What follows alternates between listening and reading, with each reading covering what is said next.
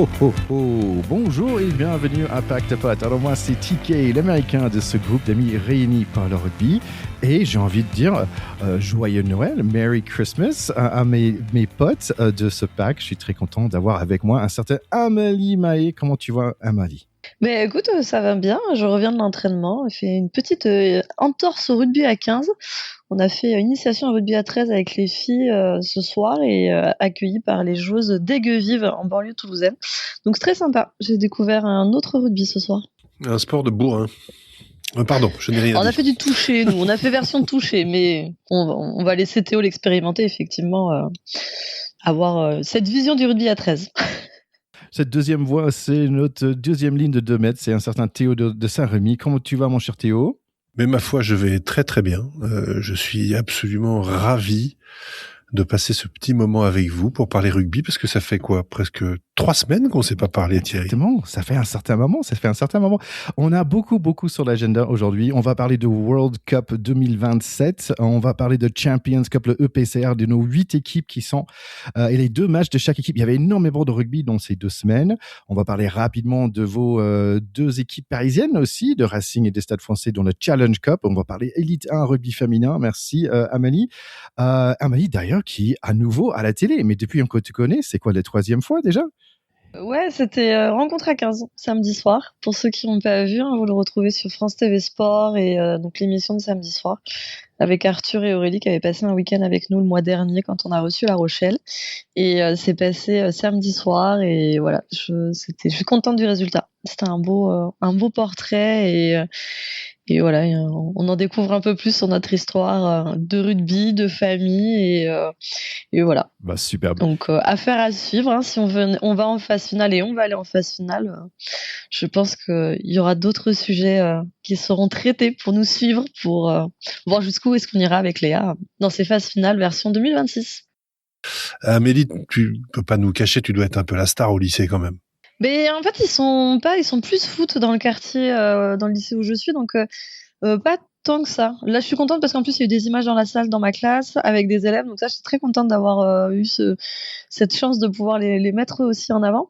Mais finalement, au lycée, non. Ils sont très footeux. Donc voilà, je suis pas sûre qu'ils aient le réflexe de regarder rugby rencontre à 15. Et puis, comme je l'ai pas forcément dit, voilà, ça reste encore discret et ça me va très bien. Comme ça, je continue ma petite vie quotidienne au lycée. Écoute, c'est dit ici sur Pacte Pot. Bien sûr, vous allez nous suivre sur Instagram. On va mettre ça sur les différentes posts. Écoute, on y va dans ce super épisode de plein de rugby. On parlait de plein. Bon, j'ai eu Mathieu Blin la semaine dernière qui passait à l'émission. C'était vraiment un super moment de parler avec lui. Franchement, c'est un monsieur, j'inviterai, mais tous les semaines si je pouvais. Mais nous, il est là pour parler de tous les semaines du rugby sur Canal+. Et aussi, je pense que la plus grande nouvelle, en fait, on a vu un certain Monsieur Dupont qui est revenu sur le terrain. Donc, je ne suis pas sûr si vous avez vu, mais j'étais content de le voir. Oui, on n'était pas le seul. Beaucoup de gens attendaient ça. Puis maintenant, la grande question, c'est est-ce qu'il va être suffisamment revenu au bon niveau pour faire le tournoi à destination. Enfin, la réponse est dans la question. Ouais, c'était la première titularisation ce week-end. Il était revenu à domicile. Évidemment, ils allaient faire sa reprise à Toulouse. C'était une grosse soirée ce soir-là parce qu'il fêtait aussi le départ de Pitayaki qui a été largement ovationné par le public et par le club en lui-même. Mais c'était la première titularisation de Dupont qui a été plutôt pas mal dans son entrée.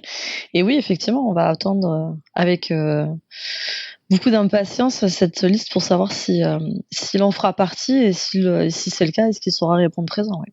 Peut-être un tout petit mot sur le départ de Pitayaki qui a été un joueur emblématique du Stade Toulousain des dernières années, on va dire du Stade Toulousain qui a renoué avec les sommets, donc je pense qu'il a quand même fait partie de cette aventure un peu au premier plan.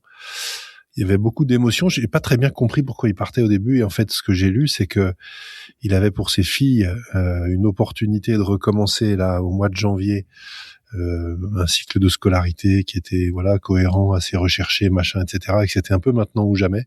Et donc il a eu cette discussion-là il y a plusieurs mois avec son club en disant il va falloir que je parte au milieu et ce serait bien si ça se faisait en bonne intelligence.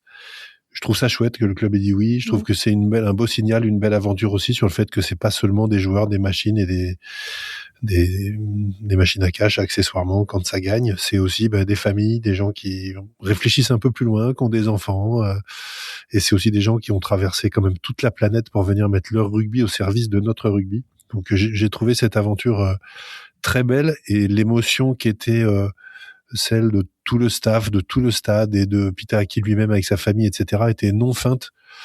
Et quelque part dans ce monde de brut, ça fait du bien. Voilà. Bien dit.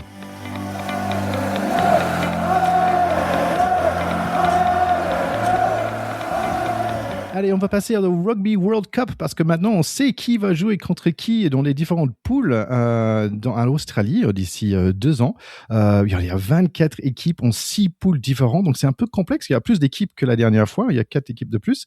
Donc en fait, il y a 6 poules de 4, 4 équipes chacun. C'est les 2 meilleures équipes de chaque poule qui va se qualifier directement pour les 8e de finale. Plus, il y aura des 4 meilleurs 3e. Donc c'est un peu compliqué, mais je propose que je vous lis chaque poule et vous allez me dire le 1-2 de chaque poule, et après on va choisir ensemble les 3 meilleurs, les 4 meilleurs 3e pour voir quelles sont les équipes qui vont aller un peu plus loin dans les playoffs de ce Rugby World Cup en 2027. Allez, en poule 1, on a Nouvelle-Zélande, Australie, ça va être chez eux déjà, Chili et Hong Kong. Alors, Amélie, t'as qui? Nouvelle-Zélande et Australie. Ça me semble simple. Oui, le suspense sera limité dans cette poule. Poule B, Afrique du Sud, Italie, Géorgie, Roumanie. Au train où vont les choses, l'Afrique du Sud devrait sortir, on va dire. Et puis l'Italie est quand même sur une pente beaucoup plus nettement ascendante que la Géorgie et la Roumanie. Donc Afrique du Sud, Italie.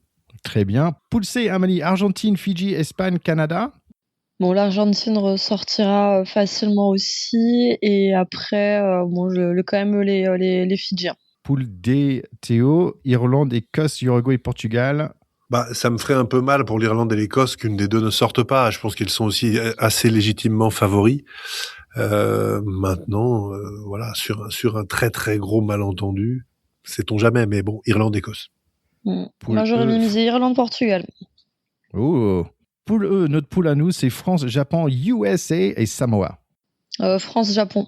Je suis désolé, Ticket, mais tes Américains vont avoir du mal à se qualifier. Je suis d'accord. Poule F, Angleterre, Pays de Galles, Tonga, Zimbabwe. Théo. Bon, l'Angleterre sortira. Maintenant, les Gallois sont dans une telle nasse en ce moment qu'ils seraient bien capables de se faire sortir par les Tonga. Donc, je pense que c'est assez ouvert malgré tout, et que les Tonga, sans trop parler du Zimbabwe, qui est quand même ce sont des petits pays avec beaucoup moins de joueurs, etc. Ce sera compliqué, mais voilà. La logique voudrait Angleterre, Pays de Galles, mais les Tonga peuvent tirer leur épingle du jeu et profiter du marasme actuel du rugby gallois. Ouais. Pour l'instant, on n'a pas forcément de surprise. On va dire c'est les 6 nations plus, on va dire tous les pays du hémisphère sud, potentiellement Tonga qui vont entrer en jeu. C'est qui les 4 meilleurs 3e alors, selon vous? On a quand même, à mon sens, je vais en donner 2, puis je te laisserai les 2 suivants, Amélie. Ouais. Je pense que la Géorgie et les Samoa devraient naturellement être dans les meilleurs 3e. Je mettrais bien un petit billet sur l'Espagne. Et justement, pour moi, la poule D, ce dernier 3e entre l'Écosse et le Portugal, dernier devrait sortir par là ici aussi. Ce qui est intéressant aussi, c'est qu'en fait, après, il y a un côté qui, moi, je trouve un peu plus facile que l'autre. Et nous, la France se retrouve peut-être dans le quartier, on va dire, et nous, on se retrouve la France dans la partie peut-être un peu plus difficile.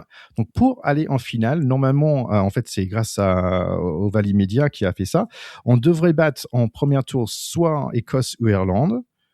Dans le quart de finale, c'est soit Fidji ou Pays de Galles. Et on sait que Fidji, c'est pas si simple. Et on sait que Fidji, on va y avoir beaucoup plus de temps ensemble qu'ils ont normalement. Et déjà, donc ça risque d'être difficile. Ensuite, normalement, c'est soit Nouvelle-Zélande ou Afrique du Sud. Et pour aller dans un final, potentiellement Angleterre. Donc c'est vrai que de notre côté des choses, en fait, il est assez dur potentiellement. Oui, ce qu'on dit toujours dans ce genre de compétition, c'est que de toute façon, pour aller au bout, faut battre tout le monde ou presque tout le monde.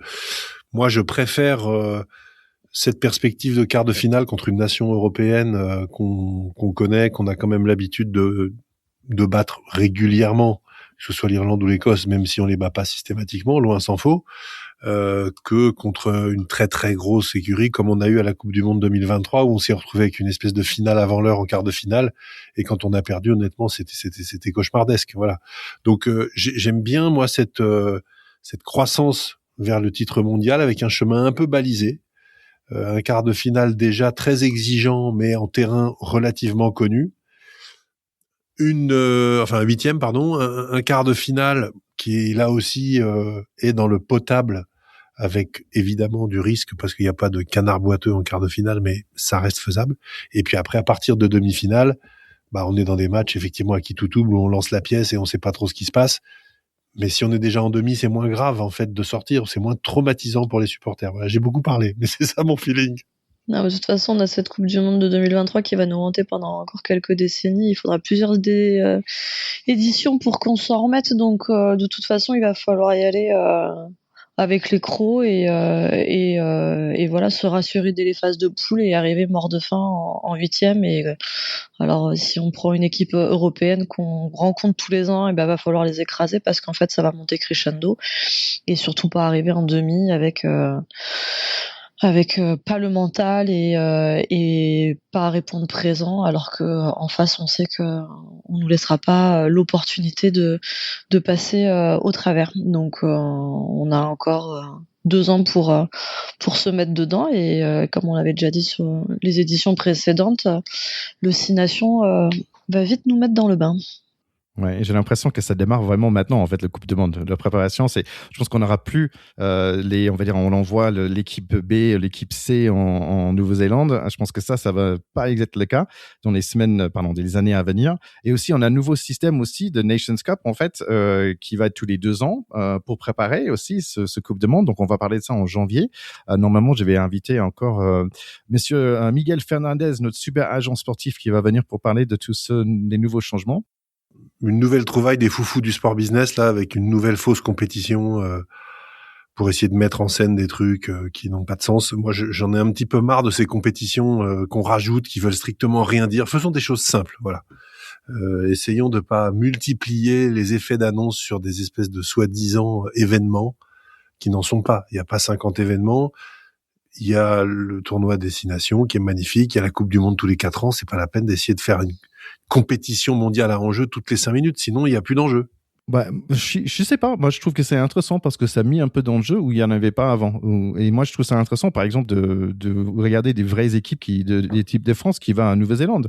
C'est des faux enjeux, Thierry. C'est des trucs d'Américains. Écoute, je parlerai de ça avec Miguel et je reviendrai dire mon avis. Mais moi, pour l'instant, je trouve ça plutôt chouette de mettre un peu d'enjeu dans des matchs qui, pour l'instant, ils n'ont pas d'enjeu. C'est des friendly, ok, mais c'est des hyper friendly en fait. Et que oui, on tente et on essaie des nouveaux joueurs, oui, ok, mais qu'on envoie un ou deux capitaines ou 2 mecs avec un peu d'expérience en Nouvelle-Zélande et tout le reste, c'est des personnes qu'on ne revoit jamais. Je trouve ça un peu dommage. Très bien. Allez, on va passer à notre Champions Cup. Avant de démarrer, je voulais parler un peu de l'année dernière. En fait, l'année dernière, on a vu Bordeaux qu'ils ont gagné dans la finale contre les Northampton Saints. C'était 28-20. Bordeaux, quand même, qu'ils ont battu pour aller jusqu'à là Ulster, Munster et Toulouse avec un moyen d'environ 45 points par match. Northampton, ils ont fait le même. Ils ont battu Clermont, Castres et aussi Leinster. Donc, quand même, 2 grandes équipes qui ont bien démarré, je trouve, aussi cette année.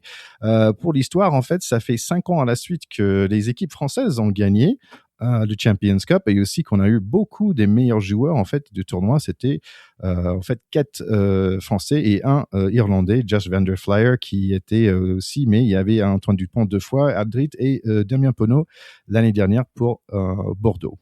La dernière fois qu'une équipe française a perdu en finale, c'était le Racing. Merci beaucoup. contre les Exeter Chiefs aussi qu'ils ont fait du mal récemment. Bon bref, avec le maillot avec le maillot des Exeter Chiefs qui est le plus moche de l'histoire, je crois, du rugby moderne. Horrible. À voter. Juste pour info, je trouve qu'en Angleterre, dans le championnat anglais en ce moment, c'est Bath qui est en tête avec 5 victoires et 1 seule défaite. D'ailleurs, c'est eux qui ont gagné toute l'année dernière contre Leicester dans le final 23-21.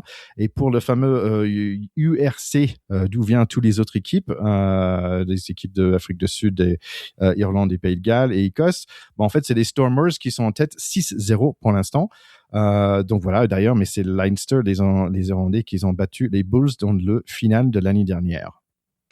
Allez, je propose qu'en fait, on part de nos 8 équipes françaises. On avait quand même 2 grands week-ends avec plein de matchs. On va démarrer avec des bonnes élèves. Bonnes élèves côté français, il y avait un seul qui a gagné ces 2 matchs et c'est Bordeaux. Bordeaux, la première match, c'était contre les Bulls, où c'était un premier mi-temps assez égal entre ces 2 équipes. À 53 minutes, on voit quand même les Bulls devant, 33-27. Et c'est des Bordelais qui doivent remonter la pente. Heureusement, ils ont quand même un Louis Bébé. Il passe en tête à 61 minutes et il y a d'autres arrières aussi parce qu'il y a un joli combi entre Deportes, Penaud et pour Jalibert qui va marquer.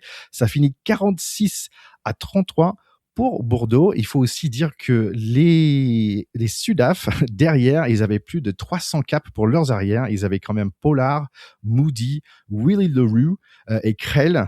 Ça, c'est des grands noms de rugby. Sudaf, et il y avait même un Declerc, mais c'était pas Faf Declerc, c'était un autre Declerc, mais quand même c'était pas un petit équipe des Bulls. Pour le deuxième match, c'était quand même contre les Scarlets. Ils ont mis 50 points à Bordeaux, 50-21. 2 essais de Jalibert, un passe décisive aussi. Des en vent, ils ont beaucoup marché. Bravo pour les grands. Et bien sûr, un petit essai pour Louis Bébé qui a 3, comme Mathieu Jalibert aussi. Ouais, sur un premier match qui se valait quand même entre les Bulls et Bordeaux, et je pense qu'ils se sont fait un peu peur, hein. Le score a été serré pendant longtemps avant que on finisse par avoir un petit écart. Il devenait un peu compliqué pour les Bulls de rattraper. C'est quand même un match où Bordeaux a énormément défendu. On passe du simple au double en termes de plaquage, hein, sur ce match-là. Donc c'est jamais simple, hein, d'aller gagner à l'extérieur. Bordeaux, voilà, a remporté son match, mais un match un peu compliqué pour cette entrée en Coupe d'Europe, et où là, à l'inverse, le match à domicile a fait le plein peut-être de confiance avec un score sans appel de 50-21 pour l'UBB. Ouais. Ce truc qui me gênait dans le match Bordeaux-Bulls, c'est que Bulls-Bordeaux plutôt, parce que c'était en Afrique du Sud, je pense qu'il y avait 7000 personnes dans les stades. Je disais, mais les pauvres Bordelais, quoi, ils vont là-bas pour jouer contre 7000 personnes. Je comprends pas, en fait. Je comprends pas trop par rapport au nombre de personnes dans les stades. Complètement pathétique. Allez, on passe à Stade Rochelet qui, on va dire, c'est un bilan mixte parce qu'ils ont gagné leur premier match contre un bonne équipe quand même, c'est Leicester Tigers. On va dire c'est une grande équipe de La Rochelle contre une équipe des Tigers qui est un peu connue pour moi. 6 essais à 2 cartons pour les Tigers aussi. Un match assez serré à la mi-temps, 17-13. Mais on va beaucoup parler des troisièmes lignes dans ce match. Ils ont marqué à eux 3. C'est Jugo, c'est Botia, un de mes joueurs préférés, et aussi Aldrit. Ils ont marqué 2 essais à eux 3, et bien sûr le retour de notre ami Uni Antonio. Donc voilà, première victoire pour Stade Rochelet. Par contre, pour aller jouer contre les Stormers en Afrique du Sud, changement complet de l'équipe. Ils ont pu rester en France, en fait, les Stormers, parce qu'ils ont joué, je pense, à Bayonne la semaine d'avant. Bah non, tout le monde prend l'avion pour aller en Afrique du Sud. Bref, l'équipe de La Rochelle était tellement jeune que leur capitaine avait que 19 ans. Donc voilà, ils avaient besoin d'un peu plus d'expérience. Les Rochelais, ils ont perdu 42-21. Je suis d'accord avec toi que Levani Botia est un joueur tout à fait hors du commun. Ça fait depuis 2014 qu'il est au Stade Rochelais, et donc je pense que il a connu la Pro D2 avec le Stade Rochelais, me semble-t-il. C'est un joueur tout à fait exceptionnel qui a 36 ans et qui continue d'être absolument impressionnant à chaque fois qu'il met le pied sur un terrain de rugby. Donc je suis comme toi, j'adore ce joueur. Et effectivement, c'est le risque de ces compétitions. À des matchs relativement sans enjeu où on fait des calculs et puis on envoie l'équipe B, quoi, ou presque. Donc c'est peut-être pour ça qu'il y avait que 7000 personnes, même si les Sud-Africains savaient pas qu'il y aurait l'équipe B sur la pelouse. Mais c'est une équipe qui va avec peu d'intention de gagner. Ça donne un petit peu l'intention qu'ils vont là-bas pour cocher une case et faire une corvée. C'est ce qui est un petit peu dérangeant, et le fait que ce soit aussi loin en Afrique du Sud n'est certainement pas pour rien, parce que je pense que les organismes souffrent quand même du décalage horaire, de ces déplacements, etc. Donc on touche un petit peu les limites de l'exercice pour rester positif, Thierry, parce que je sais que nous sommes un podcast positif. D'ailleurs, Thomas Ramos, il a dit carrément la même. Il a dit dans toutes les équipes qui jouent ce championnat, mais il n'y a pas tous qui jouent à fond. Et ce qu'ils disent des choses intéressantes parce que ça veut dire que le Toulouse, ils ont envie de battre les meilleurs. On va parler de Toulouse aussi, qu'ils ont, on va dire, un premier démarrage un peu mixte. Le premier match était super. Bah, c'était contre les Sharks, encore des Sudaf, et c'était des Sharks sans Esbeth quand même parce que c'est lui qui aime bien mettre des doigts dans les yeux des autres. Ben, il se retrouve plus sur le terrain pendant un petit bout de temps. Toulouse va ouvrir le score avec Ramos au pied pour Ange Capuzzo. C'était vraiment son match. Ben, mine de rien, Marchand va mettre le deuxième et le troisième. Et après, Gourge, il va profiter aussi. Mais vraiment, c'était le soirée d'Ange Capuzzo. Il va marquer un triplé pour lui. On va dire les Sharks, ils sont un peu revenus. Donc, c'était 28-0. Et après, les Sharks sont un peu revenus dans le match 28-12. Mais quand même, c'était le soirée complètement toulousain, 56-19. C'était bizarre parce que dans la presse française, ils n'étaient pas contents. Ils disaient, ouais, ça a pris trop de temps pour prendre le match en main. Moi, je dis, attends, on a mis 56 sur les Sharks, c'est quand même pas mal. Le deuxième match, quand même, c'est autre chose. Encore Toulouse qui prend le lead avec 21-0 en maîtrise totale pour la première mi-temps. Antoine Dupont, il va marquer au début de ce match. Gourge, il va mettre un doublé avant le mi-temps. Mais les Warriors sont super costauds. C'est quand même des Écossais. C'est la moitié de l'équipe d'Écosse, on va la dire comme ça. 28 points sans repense dans la deuxième mi-temps. Petite surprise quand même dans ce deuxième semaine pour Toulouse. Et on peut dire quand même c'est les définitions de ce mot en anglais, le comeback. Ce qu'on appellerait la remontada. C'est ça, du côté de Toulouse, on appelle ça une remontada parce que l'Espagne est pas loin. On note quand même qu'ils mènent effectivement 21-0 à la 50e encore. Donc, même après 10 minutes de deuxième mi-temps, et qui se prennent 28-0 en 30 minutes. Donc, ça, c'est quelque chose qui est quand même extrêmement surprenant pour une équipe comme le Stade Toulousain. Le fait qu'ils aient mené à ce point-là prouve qu'ils y allaient pas quand même pour faire de la figuration. Donc, je pense que ça a dû tonner un petit peu dans le vestiaire et que la vidéo des 30 dernières minutes, à mon avis, va être relativement salée avec Hugo Mola. Voilà. Il a tendance à surjouer le mauvais caractère ces derniers temps. Je pense que là, ils vont avoir droit à une sacrée soupe à la grimace parce que c'est quand même pas du tout acceptable pour une équipe du rang de Toulouse de prendre 28 points et de perdre le match en 30 minutes. C'est une blague. Voilà. C'est pas du tout à la hauteur.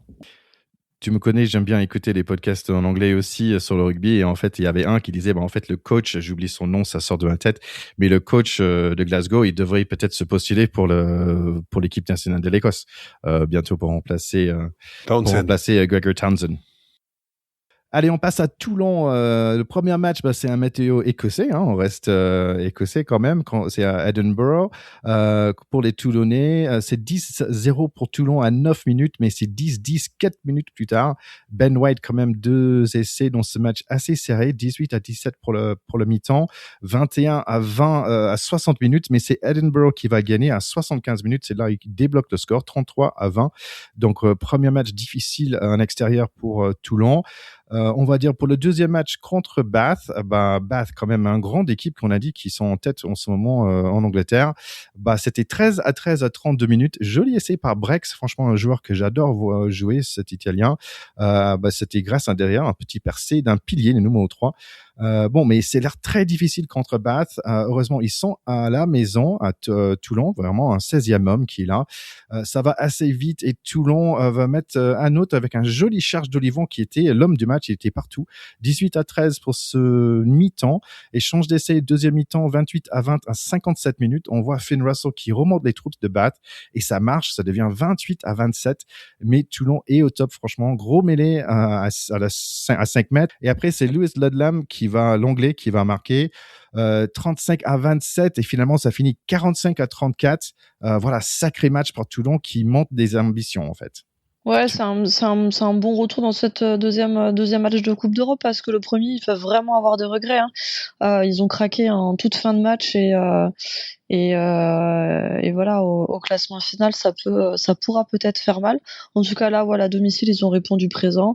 Voilà, c'était un joli match pour les supporters qui étaient devant la télé hier après-midi et puis dans le stade, parce qu'une pléthore d'essais de part et d'autre. En tout cas, voilà, on a retrouvé un beau Toulon qui a su garder son antre intact dans cette Coupe d'Europe pour l'instant. Zach Mercer en forme aussi d'ailleurs. J'ai envie de dire, c'est un peu osé aussi parce qu'il y avait un moment où ils sont allés pour les penalties. J'avais pas compris pourquoi, mais en fait, c'était pour le point bonus. Ils ont gagné le point bonus et en plus, ils ont enlevé le point bonus défensif de Bath aussi. Donc, c'était un choix tactique payant finalement. Donc, bravo. Ils sont allés vraiment pour gagner et pour prendre des points. Le point de bonus n'est pas le même en Coupe d'Europe qu'en championnat français. Donc oui, effectivement, c'est une question d'essais marqués et pas de différence d'essais comme nous on a en championnat. On passe à Cast. Ils ont perdu leur premier match. Bon, c'était 14-14 contre Gloucester pour la première mi-temps, mais ils ont pris 20 points dans la deuxième mi-temps. Cast, apparemment, beaucoup d'erreurs, fautes de main. Et des fautes de main, ils ont continué dans leur deuxième match contre Edinburgh. Mais quand même, ils avaient de la chance un peu plus sur le côté. Et plus, peut-être c'était à la maison. C'était un match assez sympa à regarder. Le nom Poplin est sorti beaucoup avec un énorme interception. Beaucoup de ballons tombés. Très dommage, mais c'était pas trop grave. Ils ont un centre, le 13, qui est magnifique, deux alliés costauds, super sympa. C'était pas quand même le grand équipe en face de Edinburgh non plus, mais j'ai vu quand même un Hamish Watson qui était là, donc on fait penser à la Coupe du Monde 2019, mon cher Théo. Mais voilà, faire en sorte que Edinburgh ne marque pas de points sur 33-0, c'est quand même pas mal. Oui, là, ils auraient peut-être dû échanger entre Glasgow et Édimbourg, puisque Édimbourg a pris 28 points en deuxième mi-temps, là où Glasgow en a marqué 28. Donc, il s'est peut-être donné le mot. Hein, mais en tout cas, ils ont fait vraiment le match parfaitement négatif et opposé, les Écossais. Quand tu dis deux ailiers super sympas, oui, sauf si tu les prends dans la tronche quand même. Hein. Là, je trouve que c'est quand même moins sympa. Mais à part ça, je valide. Alors, on va parler des équipes qui n'ont pas gagné match dans ces deux week-ends. On va démarrer avec Pau, mais Pau quand même qui avait montré des choses la première semaine. C'était quand même contre Northampton Saints, qui était la finaliste de l'année dernière. Sur papier, c'est vraiment Northampton qui ont beaucoup plus d'expérience, avec beaucoup plus de joueurs connus. D'ailleurs, il y a le numéro 9 qui joue pour l'Angleterre, Alex Mitchell, avec 150 caps pour cette équipe. Il y a aussi beaucoup de jeunes talents comme Finn Smith, et le préféré de mon cher Théo, c'est Henry Pollock avec ses cheveux blancs. D'ailleurs, c'est 25 ans depuis la dernière fois que Pau était dans le Champions Cup, donc bravo à eux d'être revenus. Pau très unis dans ce début de match où ils vont faire face à Northampton. C'est vraiment costaud devant. 14-12 pour Pau à la mi-temps. Northampton va reprendre vite fait la main sur ce match dans le début de deuxième mi-temps. Ils ont vraiment un joli rugby quand même. 27-27 à 76 minutes. Anybody's game, mais Northampton va gagner avec toute cette expérience. Un super match de Alex Mitchell. C'est l'homme de match quand même, ce numéro 9. Voilà, donc mais Pau a gagné beaucoup de respect d'ailleurs des Anglais. C'est Alex Mitchell qui a dit lui-même wow, il était très impressionné par cette équipe de Pau. 35-27 quand même pour Northampton. Et le deuxième match, Théo? Oui, la semaine d'après, Pau a remis le couvert, mais a pris le double de points, hein, parce qu'ils ont pris 61 points à Bristol. 61-12, donc là, je pense que on touche là aussi aux limites de l'exercice de ces matchs qui sont relativement sans enjeu pour ces équipes, quand on voit des équipes diminuer pour se préserver les échéances du top 14 derrière. Donc ça fait un peu mal au cœur, parce qu'aller prendre 60 grains à Bristol, très honnêtement, je sais pas trop à quoi ça sert, à part faire briller les mecs de Bristol, quoi. Mais voilà, c'est un petit peu décevant. Et pour une équipe qui est deuxième du top 14, ça fait un petit peu mal dans le tableau d'enchaîner 60 points au compteur, après en avoir pris 35 la semaine d'avant. Alors, premier au tableau depuis le retrait de points de Toulouse ce jour. Ah oui, c'est vrai, j'avais oublié ce petit retrait de points. On n'en parle pas. On n'en parle pas. Ou après. Allez, on passe à Bayonne. Premier match OK, on va dire, contre les Stormers, qui reste quand même une grande équipe d'Afrique du Sud. On va dire, là, pour moi, Théo, c'était le concours de maillot le plus moche, en fait, entre Bayonne et les Stormers, je trouvais. Difficile à dire pour les Stormers, je connais pas très bien. Je sais qu'il y avait plein de potentiellement des Springboks dessus. Il y avait un De Villiers et un Duplessis, ça c'est certain. Moi, j'ai noté le 10 de Bayonne et Tim Spring, le 14, qu'ils ont plutôt bien joué. Et le capitaine Itoria aussi, il est toujours là, ce monsieur. Voilà, jeu très libre dans les deux sens, mais ça va un peu plus vite chez les Stormers. C'était 17-16 pour Bayonne à un certain moment. Par contre, un deuxième carton jaune contre les Bayonnais. Et voilà, à 3 minutes de la fin de ce match, c'est les Stormers qui vont gagner par 9 points finalement. Oui, et puis le match d'après, Bayonne un petit peu bis repetita par rapport à Pau, hein, puisque là où Pau avait pris 61-12, Bayonne se déplace au Harlequins de Londres et prend 68-14. Donc je pourrais copier-coller le commentaire. Ouais, 10 essais à 2 et moi j'avais noté 700 mètres gagnés par les Harlequins contre 150 mètres gagnés par les Bayonnais. Ça devait être long comme journée quand même. Oui, un cauchemar, je crois, on peut le dire. Clairement, on va dire c'est l'équipe française qui a la moins bien joué. 47-10 contre les Saracens, 35-14 contre les Sharks de Sale.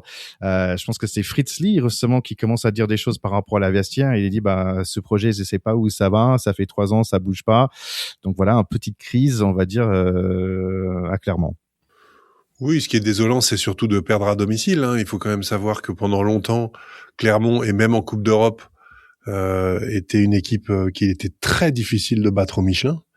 Et aujourd'hui, ce genre de match, c'est désespérant et pour les supporters et pour les joueurs, parce que je pense que le côté citadelle, etc., qui marche bien dans les clubs à fort ancrage régional et territorial, quand on prend des claques comme ça à domicile, c'est simplement, faut réécrire toute l'histoire. Donc c'est douloureux, c'est compliqué. Ils avaient mis à l'ouverture un gars, là, Irae Simonet, pour faire souffler sans doute un peu l'ouvreur habituel. Et franchement, il n'a pas été très convaincant et j'ai un jeu au pied quand même assez catastrophique. Et donc à la fin, une copie là aussi assez peu digne du standing de cette équipe de Clermont et de son passé glorieux parfois. Ouais, c'est triste parce que je pense qu'ils détiennent encore le record d'invincibilité à domicile. Clermont a toujours été une équipe très compliquée chez elle. Et là, c'est un peu lourd par rapport au Clermont qu'on peut connaître, qu'on a pu connaître. C'est un peu lourd. L'aventure européenne va vite se terminer et peut-être qu'ils attendent que ça, que d'être focus sur le top 14. Je suis désolé, j'ai un crampe de malade. Alors j'ai vu, je me suis dit merde, ça se trouve il est en train de faire une attaque, j'allais te dire lève les bras pour voir si tu fais pas un AVC. Je croyais qu'il était en train de bâiller, moi. Au début, et après je trouvais que c'était vachement long comme bail, moi. Elle est où ta crampe? Allez, dans le... T'as intérêt de mettre cette vidéo. Tu dis les vidéos ça remarche trop bien sur les réseaux, on mettra celle-ci. Tu mets cette vidéo sur les réseaux. Mais attends, t'as une crampe où, à la cuisse? Tu remarqueras notre professionnalisme. On a continué à faire les commentaires. Wow. On a tenu. Parce que clairement, tu nous as déconcentrés. Je vous envoie le lien. Mais ça s'appelle les ischio-jambiers. Putain, mais ça fait d'un mal des chiens. Faut que tu t'hydrates. Ah oui, grave. Ouais, ça c'est un manque d'eau. Ah ouais, j'ai fait du sport hier et ça m'a fait... Oh là là. Oh, pardon. Ah, ok, on continue dans la douleur.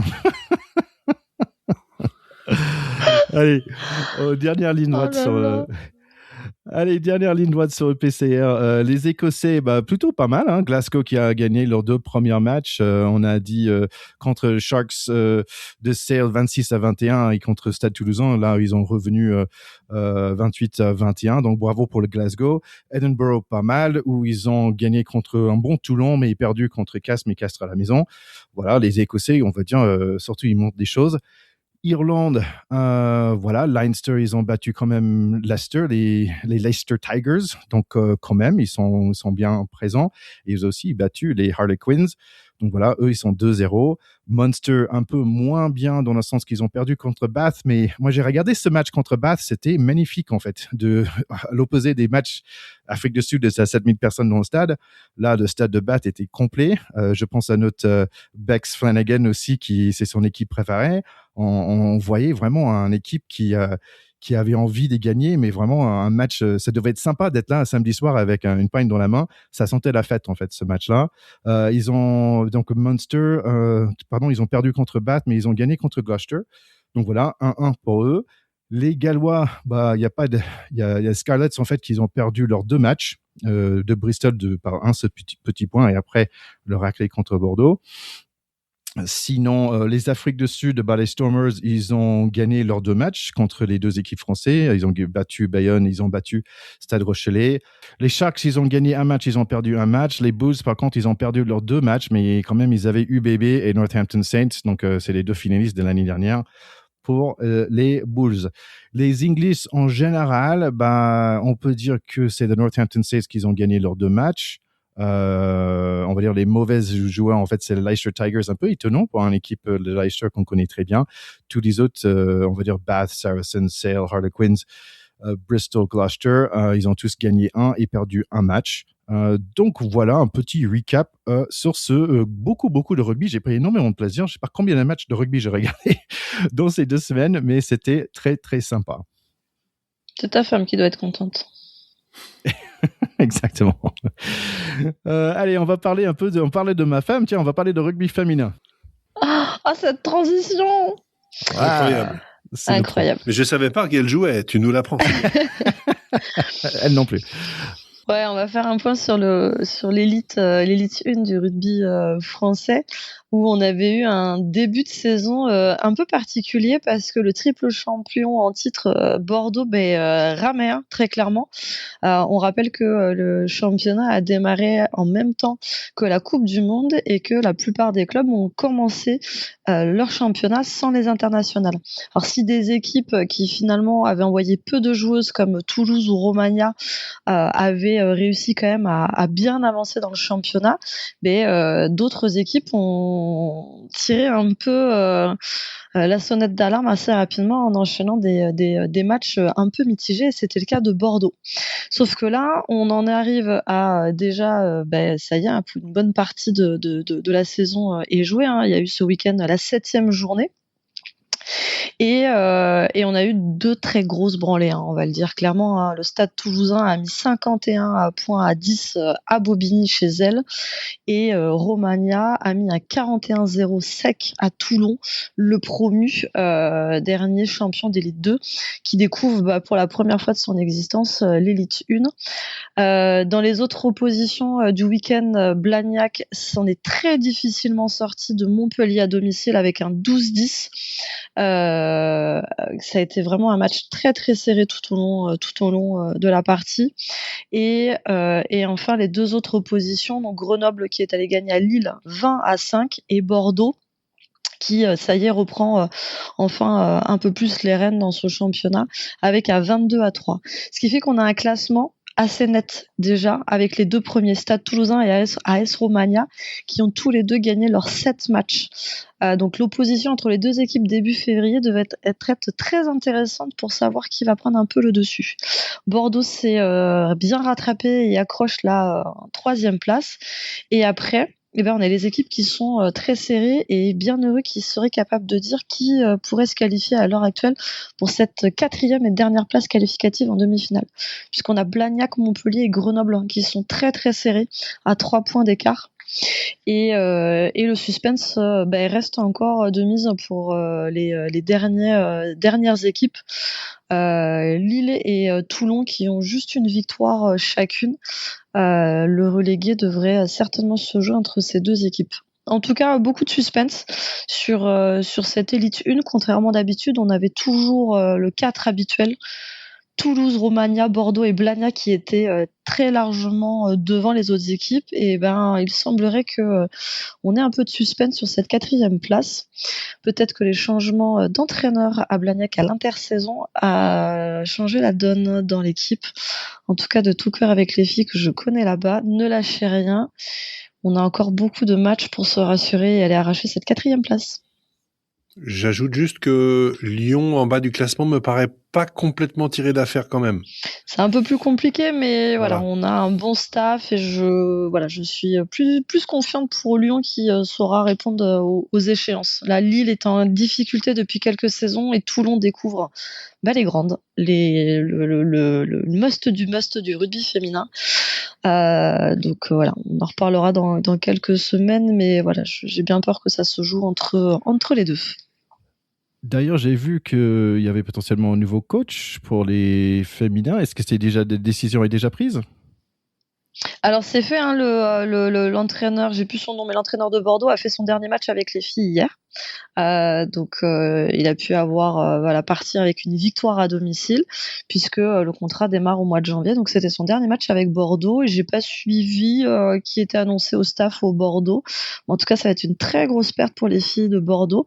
À voir si justement ce changement d'entraîneur à l'intersaison va pas trop perturber le groupe en place. Alors voilà, on a beaucoup d'internationales. On a Axel Berthommieux qui a pas encore repris mais qui s'entraîne avec les filles. Donc voilà, à voir comment ça va se dérouler, mais ça peut peut-être changer la donne. Ouais, ce championnat peut peut-être être un peu bouleversé du côté de Bordeaux. Ça va être un changement brusque. On a hâte de voir aussi les résultats que ça va avoir avec l'équipe de France féminine. Hein. Ouais, c'est ça la question. Cette nouvelle tête, ce petit magicien qui a fait quand même avoir à Bordeaux 3 titres d'affilée. Donc on a hâte justement d'avoir enfin peut-être ce qui manquait à l'équipe de France pour battre les Anglaises. Et on verra après pour la suite. Il s'appelle François Ratier. Voilà, merci Théo. Avec plaisir. Tiens, d'ailleurs, c'est lui qui a coaché les Canadiennes aussi dans la Coupe du Monde 2014. Écoute, super, j'ai hâte de suivre ça. J'étais en train de préparer, nos chers écouteurs, j'étais en train de préparer pour l'année 2026 tous les différents épisodes qu'on va avoir. Donc, bien sûr, on va couvrir le rugby féminin et les Six Nations femmes. Et j'ai hâte de voir parce qu'on avait dit à la fin de ce Coupe du Monde qu'il lui manquait un peu d'air frais et un peu d'unité et un nouveau équipe. On avait besoin de changer. On avait dit dans l'émission, tiens, il faut changer de leadership là-bas dans cette équipe de France, donc j'ai hâte de voir qu'est-ce que ça va donner avec ce nouveau coach qui a fait des belles choses déjà à l'international pour le Canada. Il a effectivement vécu 20 ans au Canada pour coacher l'équipe canadienne notamment, et donc il a une toute autre expérience. Mais au départ, c'est un joueur de rugby français qui a joué à Angoulême, si j'ai bien lu. Voilà. Coach de l'équipe du Canada en 2014 quand elles sont vice-championnes du monde. Hein. Tout à fait. Tiens, on va pas aller dans les détails de Challenge Cup, mais on va plutôt parler de ces deux équipes parisiennes. Écoute, Théo, est-ce que tu peux démarrer, s'il te plaît, avec le Racing, si tu veux? Oui, je peux démarrer avec le Racing qui a pris 60 points la semaine dernière quand ils ont joué contre l'Ulster. Donc là aussi, je pense que c'était le match sur lequel on mise pas trop. On envoie les gars en leur disant montrez de quoi vous êtes capables. Voilà, les autres sont remontés à bloc, ils ont envie de gagner. Boum, 60 à la sortie. Merci pour l'aller-retour. En revanche, ils ont montré plus de caractère contre Exeter puisqu'ils ont été menés relativement largement, mais ils ont réussi à revenir à égalité 31 partout. Exeter qui avait été leur bourreau il y a 4 ou 5 ans en finale de la Coupe d'Europe, match particulièrement pénible qu'ils avaient perdu de peu, et bon, encore une campagne européenne manquée pour le Racing à cette époque. Donc je pense qu'elle est allée obtenir malgré tout le match nul après avoir été menés assez largement, puisqu'ils ont été menés 21-12 pendant un moment, même 28-12. Ils étaient menés 28-12 à la mi-temps. Je pense que finir à 31 partout, c'est quand même une performance acceptable. Voilà. Et pour Stade Français, Amélie? Ouais, alors déjà, si tu veux pas qu'on se fâche, tu vas arrêter d'appeler les clubs parisiens des clubs parisiens, hein, parce que le Racing, c'est la banlieue. Alors, je te tolérais francilien éventuellement, Voilà. mais sinon, on va pas devenir copains. Hein. Ah non, c'est pas pareil. Voilà, le Racing 92, c'est pas pareil. Faut arrêter. Alors, moi, mes petits roses et bleus, ils s'en sortent un petit peu mieux que ceux de Théo.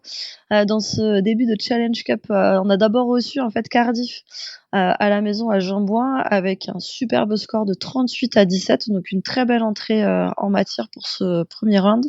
Et ensuite, ce week-end, les Parisiens sont allés du côté des Toyota Cheetah. Et quand d'autres clubs français se sont un peu cassés les dents dans l'hémisphère sud, les Parisiens sont entrés avec un joli 45-22. Donc voilà, premier tour de cette Coupe d'Europe, 2/2 pour les Parisiens, les vrais. Donc plutôt contente, effectivement. Avec un total de 12 spectateurs, je pense environ. À la télé ou dans le stade? Les deux. Combiné. Moi, je trouve que quand même, la bonne chose pour les équipes d'Afrique du Sud, quand même, ils ont des noms, tu vois, les Cheetahs, the Bulls, the Sharks, the Stormers, Bien tout sûr. ça, c'est chouette. Tu vois, ça, c'est... Mais c'est du bullshit marketing, ça, Thierry. Ah, mais quand même, j'aime ça. Mais tu c'est un sais, Américain, qu'est-ce que tu veux? Mais oui, mais c'est un déjà, ricain, ça il est devrait être le Ford. indécrottable. Les tu mecs, vois, faut the toujours Ford, qu'ils the s'appellent les Chevrolet. Gators. The Gators, go Gators, baby, go Gators. Tu sais me parler. Ce qui est marrant quand même dans le top 14, Stade Français, ils ont 6 victoires, 5 défaites. Racing, 6 victoires, 5 défaites. Mais en fait, Stade Français, ils sont 4e. Racing, ils sont 11e. C'est dingue quand même le championnat. C'est juste la différence de points qu'on a ils ont le même score, entre guillemets, dans ma tête. Hein. Ils ont le même truc et au niveau de victoire et perte, mais en fait il y a une énorme distance entre les deux par rapport les différents points. Allez, on va commencer à boucler quand même. C'est notre dernier épisode de cette année, donc moi je profite en fait pour dire un grand merci à tous nos chers écouteurs, comme j'aime bien dire. Moi je suis allé à 2 fêtes fin de l'année cette année avec beaucoup de personnes. Il y avait pas mal de monde en fait qui me connaissaient, qui disaient mais c'est toi qui fais le pacte pote de rugby. Donc je l'ai dit un simple salut et merci d'être venu me parler. C'était très très chouette. Merci à vous tous nos chers écouteurs. Bien sûr, on fait ça pour être entre copains et vous êtes là avec nous. Comme nous, on est dans vos oreilles. Vous êtes là aussi dans notre cœur. Donc merci de partager ce podcast comme vous faites. C'est vraiment très très sympa de faire ça ensemble. Oui, merci à toi Thierry pour ta fidélité à ce projet dont tu étais d'ailleurs l'instigateur. Hein. On ne l'oubliera jamais. Merci aussi pour le boulot que tu fais autour notamment du montage, de la préparation des épisodes où tu es extrêmement assidu et organisé. Et puis j'en profite pour faire un grand coucou également à Amélie qui nous a rejoint avec succès et s'est glissée dans le pack avec la facilité d'une anguille. On dirait qu'elle a été avec nous depuis le début. Et tous les gens à qui j'en parle me disent, elle est vraiment top la nana avec vous. Voilà. Donc j'ai dit oui, elle est effectivement super top et super sympa. Grand plaisir en tout cas. Maintenant, on va rouler vers notre projet, Thierry, je te le rappelle, qui est d'aller en Australie, si on y arrive pour la Coupe du Monde 2027, n'est-ce pas? Est-ce qu'on peut nous souhaiter ça? Je l'espère bien, mais en tout cas, on a un joli 2026 qui est programmé, on a beaucoup de matchs avec l'équipe de France, avec le 15 de France hommes, le 15 de France femmes, les 6 nations, on va bien sûr faire les prochains matchs de EPCR, normalement début janvier avec quelques entretiens, ce fameux Rugby Nations été et automne, donc en fait on a un bel projet pour l'année 2026, entre-temps, je vous souhaite un très très belle fin d'année et c'est des super vacances. Merci beaucoup les garçons, je suis ravie d'avoir fait cette saison avec vous. Et évidemment, je vous souhaite de très bonnes fêtes et j'ai hâte de vous retrouver en 2026 pour parler rugby, tous les rugby, filles et garçons, et en espérant que l'aventure des Tuquettes soit aussi belle que celle de l'année dernière. Allez, à très bientôt, ciao ciao et joyeux Noël. Ciao les garçons.